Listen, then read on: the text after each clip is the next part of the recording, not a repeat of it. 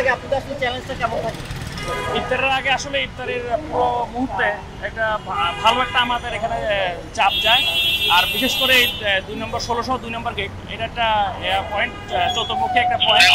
এখানে গুরুত্বপূর্ণ কয়েকটা ক্রসিং আছে এবং প্রত্যেকটা জায়গায় মানুষের যাওয়ার একটা থাকে এবং প্রত্যেকটা সিগন্যালে গাড়ি থাকে এবং ভালো একটা প্রেশার যায় আর কি আমাদের এই ইফতারির পুরো মুহূর্ত পর্যন্ত। ইভেন অনেক সময় এমনও হয় ইফতারির সময় চলে আসে কিন্তু অনেক সময় নিয়ন্ত্রণ করাটা সম্ভব হয় না, চাপ থেকে যায় আর কি। তো তারপরে যাই হোক, রমজান মাস আমরা আমাদের ট্রাফিক ডিভিশন, আমাদের সিনিয়র স্যাররাও যাচ্ছে, আমাদের ইনস্ট্রাকশন দেওয়া আছে যাতে সাধারণ জনগণ যাতে স্বস্তিতে পরিবারের সাথে বাসায় গিয়ে ইফতারি করতে পারে। হ্যাঁ, প্রয়োজন হলে আমরা রাস্তায় ইফতারি করবো, কিন্তু যাতে পাবলিক জনসাধারণ যাতে তাদের পরিবারের সাথে ইফতারিটা করতে পারে, এটাই আমরা সেই প্রচেষ্টা আমরা চালিয়ে যাচ্ছি আর কি আমাদের সিনিয়রদের ইনস্ট্রাকশন অনুযায়ী। আমাদের ট্রাফিক থেকে ইফতারি আমাদের কর্তৃপক্ষ থেকে আমাদের সিএনজি থেকে প্রোভাইড করে আমাদেরকে এই ভালো ইফতারিটা আমাদের ভালোই করে। আর তবে আমরা সুযোগ পেলে আমরা বসে ইফতার করি, আর না হলে আমরা এভাবে দাঁড়িয়ে ইফতার করি। ইফতারের সময় আসলে পরিবার পর্যন্ত মিস করেন কিনা? অবশ্যই এটা তো করবেই, স্বাভাবিক। পরিবারের সাথে ইফতার তো সবাই করতে চায়।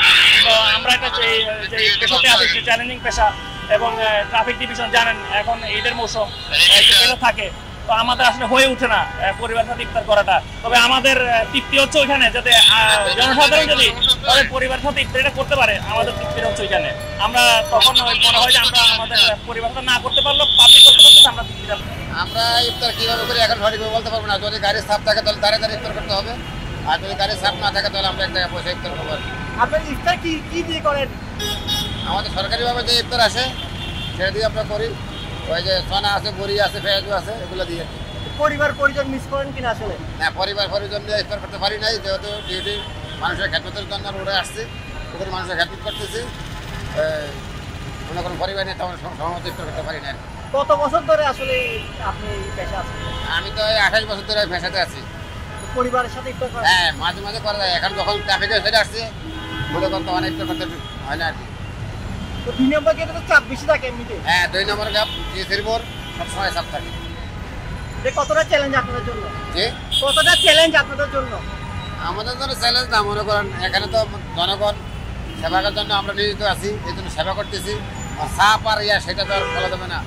খারাপ লাগে না কখনো? না, কখনো খারাপ লাগে না, আমার কাছে ভালো লাগে।